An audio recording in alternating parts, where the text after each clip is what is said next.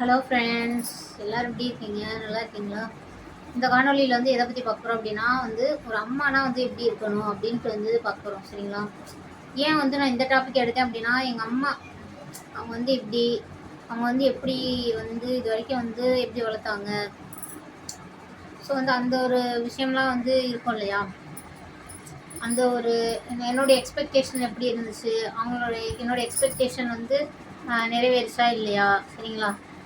So அந்த விஷயம்லாம் இந்த காணொலியில் சொல்ல போகிறேன். சரிங்களா? என்ன அப்படின்னா, நான் சின்ன பிள்ளையிலேருந்து அம்மா, அதாவது சின்ன பிள்ளையிலேருந்து நான் ஹாஸ்டலில் இருந்தால் வளர்ந்தேன். 1 to 6 வீட்டில் இருந்து படித்தேன்.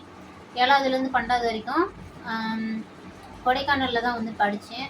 ஸோ கொடைக்கானல் ஹாஸ்டலில், ஒரு கிறிஸ்டின் ஹாஸ்டல்லேருந்து படித்தேன். சரிங்களா? எனக்கு அப்போல்லாம் அம்மா அப்பா ஒரு மாதத்துக்கு ஒரு தடவை பார்க்க வருவாங்க. ஒரு மாதத்துக்கு ஒரு தடவை பார்க்க வருவாங்க. ஏன்னா எங்கள் வீட்டிலேருந்து எங்கள் ஹாஸ்டலுக்கு வர்றது எப்படியும் ஒரு 5 மணி நேரமாவது ஆகும். வர 5 மணி நேரம், போக 5 மணி நேரம் ஆகும். சரிங்களா? அதிலே இப்போ 8 மணி நேரம், இப்போ நம்ம 8 மணி நேரம் தூங்குவோம் அப்படின்னா மிச்ச நேரத்தில் எனக்கு கொஞ்சம் ஒரு 10 மணி நேரம் ட்ராவல்லே முடிஞ்சிடும் அவங்களுக்கு. ஒரு நாள் ஃபுல்லாக ட்ராவல்லே போகிற மாதிரி இருக்கும் அவங்களுக்கு. ஸோ அதனால் அவங்க அவங்க என்னை பார்க்க வந்தாங்க அப்படின்னா ஒரு மாதத்துக்கு ஒரு தடவை வருவாங்க. ஸோ அந்த மாதிரி இருக்கும் பொழுது அடுத்து 7வதுலேருந்து 12வது வரைக்கும் அங்கேயே படிச்சுட்டேன், ஸ்கூல்லேயே படிச்சுட்டேன் கொடைக்கானலில். ஸோ அதுக்கப்புறம் காலேஜ் வந்துட்டேன். காலேஜ் அங்கே படிக்க வைக்க முடியாது அப்படின்னு சொல்லிட்டாங்க. ஏன்னா இங்கே 12வது வரைக்கும் தான் பார்த்துக்க முடியும் அப்படின்னு சொல்லிட்டாங்க. ஸோ அங்கே நிறைய பிள்ளைங்க சேர்ந்துருக்காங்க. அதனால் எங்களால் காலேஜெலாம் படிக்க முடியாது.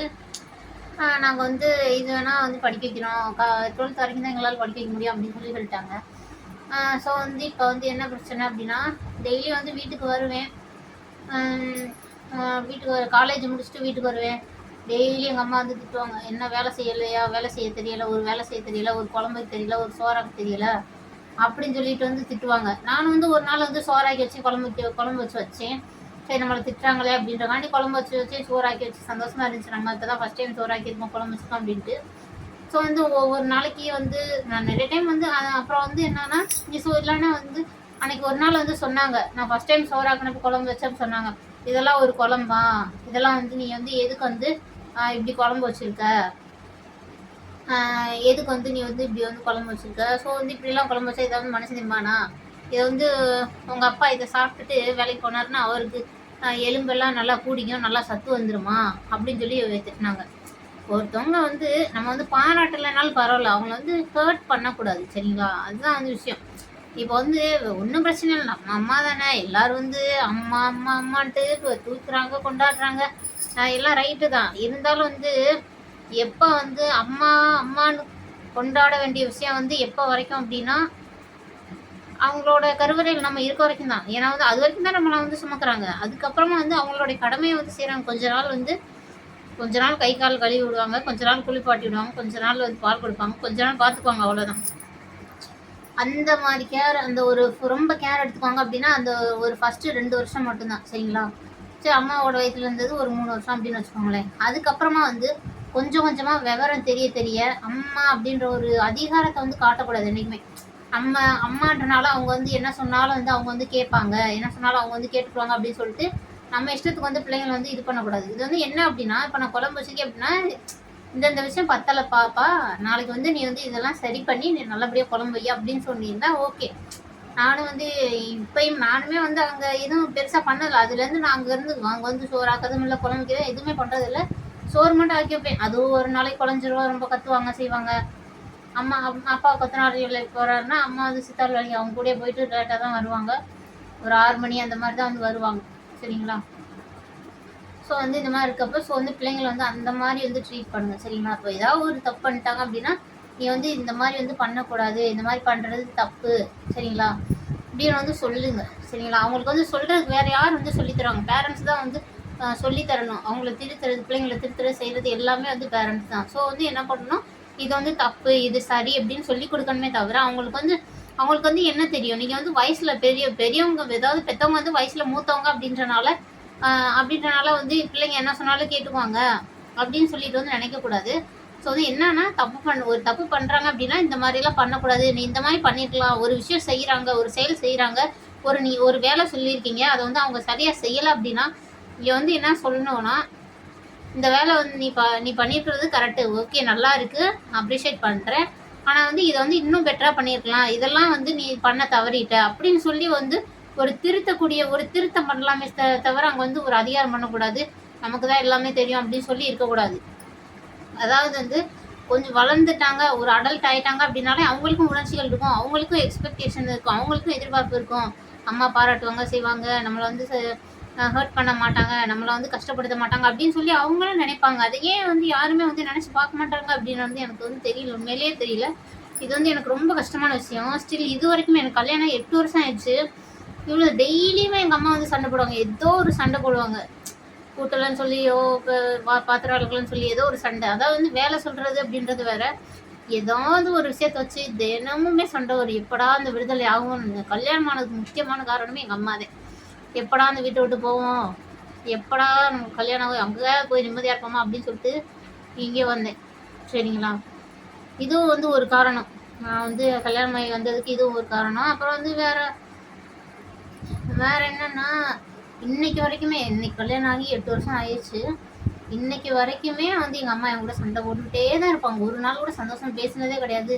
ஒரு இது சிரிச்சு பேசினே கிடையாது. ஃபோன்ல சிரிச்சு சிரிச்சு பேசுவாங்க. அப்பப்போ வந்து என்னைக்கா ஒரு நாள் வந்து ஃபோனில் நல்லா வந்து சிரிச்சு சிரிச்சு பேசுவாங்க. ஃபோன் பண்ணலைன்னா ஏன் ஃபோன் பண்ணல அப்படின்னு சொல்லி கேட்பாங்க. அந்த பாசம் அதெல்லாம் இருக்குது, ஓகே. ஆனால் வந்து எப்படி எப்படி நடத்தணும், ஒரு உயிரை வந்து எப்படி நடத்தணும் அப்படின்றது வந்து அவங்களுக்கு வந்து தெரியல. அவங்களுக்கும் வலிக்கும், அவங்களும் ஃபீல் பண்ணுவாங்க அப்படின்ற அந்த ஒரு எண்ணம் வந்து அவங்ககிட்ட இது வரைக்குமே வந்து இல்லை. அது வந்து ஏனே தெரியல. எங்கள் அப்பா வந்து எப்படின்னா, தப்பே பண்ணாலும் வந்து ஓகே பார்த்துக்கலாம், அவங்கவுங்க பண்ணுற தப்புலேருந்து அவங்கவுங்க பாடம் கற்றுக்குவாங்க அப்படின்னு அவருக்கு வந்து தெரிஞ்சிருக்கு. வந்து அவர் வந்து நம்மளோட வயசானவர், இன்னுமே வந்து. ஸோ வந்து அவருக்கு வந்து நிறைய அனுபவம் இருக்கும். சரிங்களா, அவங்கவுங்க தப்பு பண்ணாங்க அப்படின்னா அதுக்குரிய நல்லதோ கெட்டதோ அது அவங்கவுங்க பார்த்துக்குவாங்க அப்படின்னு சொல்லிட்டு அதெல்லாம் வந்து இக்னோர் பண்ணிடுவாரு. சரி, வந்து பிள்ளைங்க வந்து உடஞ்சிருவாங்க, நம்மளும் வந்து ரொம்ப தண்டிச்சோம் அப்படின்னா, இப்போ காலமும் சூழ்நிலையும் பிள்ளைங்களை வந்து ரொம்ப தண்டிக்குது. அதே மாதிரி நம்மளும் தண்டிச்சோம் அப்படின்னா பிள்ளைங்க எங்கே போவாங்க, உடஞ்சிருவாங்களே அப்படின்னு சொல்லிட்டு அவர் வந்து ஒரு வார்த்தை கூட வந்து கேட்கவும் மாட்டாரு, பேசவும் மாட்டாரு. ஆனால் சொல்லுவார், அந்த மாதிரிலாம் பண்ணக்கூடாது, செய்யக்கூடாது அப்படின்னு சொல்லி சொல்லுவார். ஏதாவது பண்ணாலும் சொல்லுவார், ஏதாவது என் மேலே தப்பு இருந்தாலும் சொல்லுவார். இருந்தாலுமே வந்து அவர் வந்து விட்டுருவார்.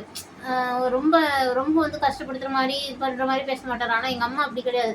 இதே இது இப்போ இன்னைக்கு வரைக்கும் சொல்கிறாங்க, நீ நீ இப்படியெல்லாம் யாராவது உன்ன மாதிரிலாம் சேட்டை பண்ணுற பிள்ளைங்க வந்து இருந்தாங்கன்னா வேற அம்மாவாக இருந்திருந்தா, வேற எவ்வளவு இருந்திருந்தா வீட்டுக்குள்ளேயே விட்டுருக்க மாட்டான்.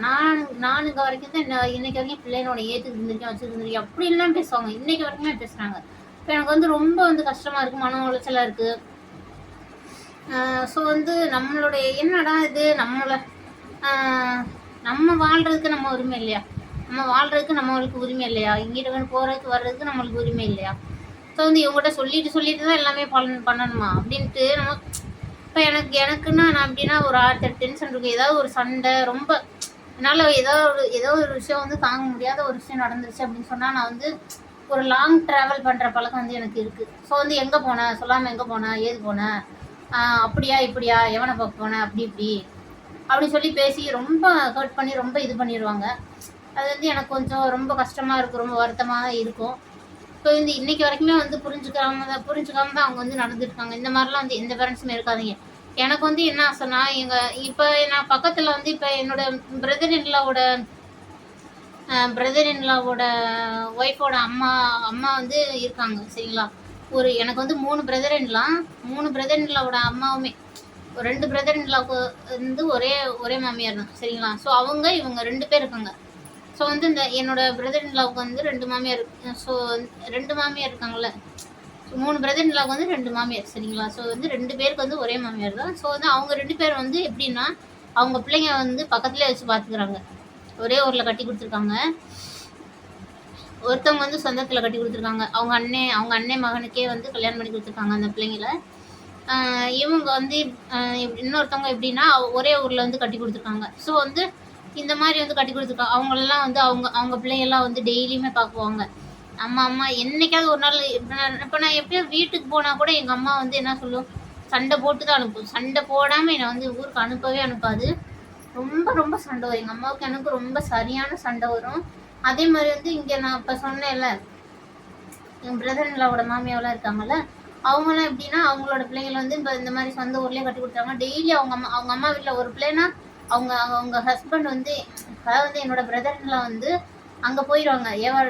சேல்ஸுக்கு வந்து ரொம்ப தூரம் போயிடுவாங்க. கவரிங் வியாபாரத்துக்கு தான் போகிறாங்க. அவங்க வந்து ரொம்ப தூரமாக போயிடுவாங்க. இந்த பிள்ளைங்கலாம் போய் வந்து வருஷ கணக்காக, நாள் கணக்காக, மாத கணக்காகலாம் அவங்க அம்மா வீட்டில் டெய்லியுமே இருக்குங்க.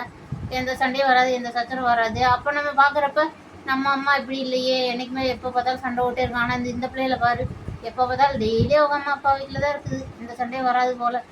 நான் நம்மளுந்தே இருக்கிறோமே, எப்போ பார்த்தாலும் சண்டை ஓட்டே இருக்குது, நம்மளுக்கு மட்டும் என்னடா தலையெழுத்தா அப்படின்னு சொல்லி எனக்குலாம் ரொம்ப வருத்தமாக இருக்கும்.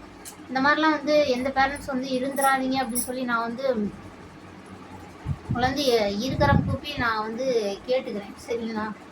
தயவு செஞ்சு இந்த மாதிரிலாம் யாருமே இருக்காதீங்க. அது வந்து பிள்ளைங்களுக்கு வந்து ரொம்ப ஹர்ட் ஆகும். சரிங்களா?